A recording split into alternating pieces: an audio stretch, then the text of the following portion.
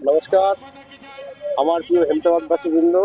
আজকে ভারতীয় জনতা পার্টির হেমতাবাদ বিধানসভার আমাদের দলীয় প্রার্থী এবং আমাদের পেশায় শিক্ষক হরিপদ বর্মনের সমর্থনে আজকে আমাদের হেমতাবাদ জুড়ে আমাদের রোড শো চলছে এবং সেখানে আমরা যতটা পারছি মানুষের কাছে পৌঁছে যাওয়ার চেষ্টা করছি, আমাদের প্রতিটা অঞ্চলে যাওয়ার চেষ্টা করছি এবং হেমতাবাদে ইতিমধ্যেই মানুষের ঢল নেমেছে হরিপদ বাবুর সমর্থনে।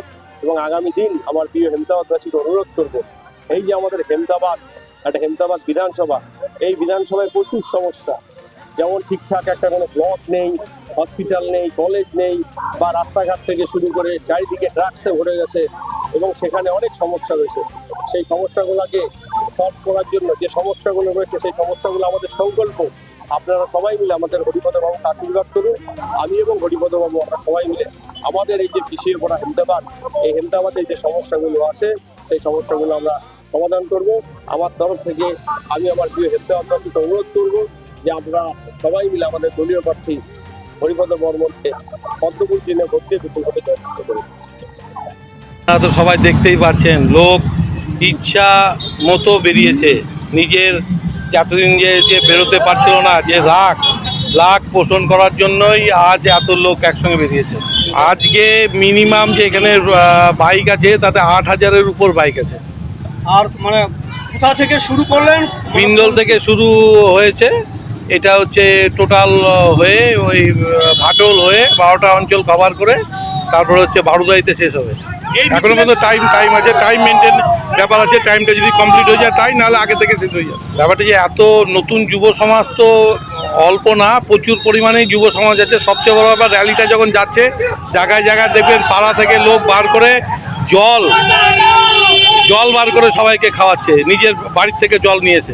কেমন সারা পাচ্ছেন এই রাস্তার মধ্যে বেরিয়ে? প্রচুর লোকে সাড়া পাচ্ছি, প্রচুর লোক তো জয়ধ্বনি দিচ্ছে, মায়েরা হচ্ছে এসে জল খাওয়াচ্ছে, বাচ্চারা হাততালি দিচ্ছে। এই বাইক র্যালি প্রমাণ করছে যে মাইনরিটিরা কিভাবে বেরিয়ে এসছে।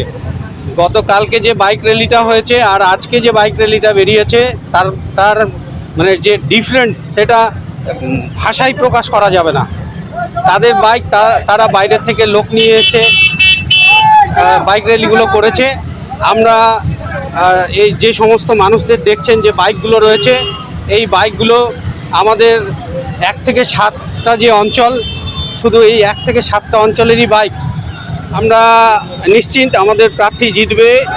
এই বাইক র্যালি প্রমাণ করছে যে আমাদের প্রার্থী শুধু সময়ের অপেক্ষা, মানুষের আবেগ সেটাও প্রমাণ করছে যে আমাদের প্রার্থী 23শে এপ্রিল যে নির্বাচন হবে, মানুষ মন খুলে 2 হাত ভরে আশীর্বাদ দিবে আমাদের প্রার্থীকে এবং 4ঠা মে তার ফল প্রকাশ হবে। তাহলে কি আপনারাই ক্ষমতায় আসতে চলেছেন নাকি আগের সরকারই থাকবে? নিশ্চিত আমরা ক্ষমতায় আসব।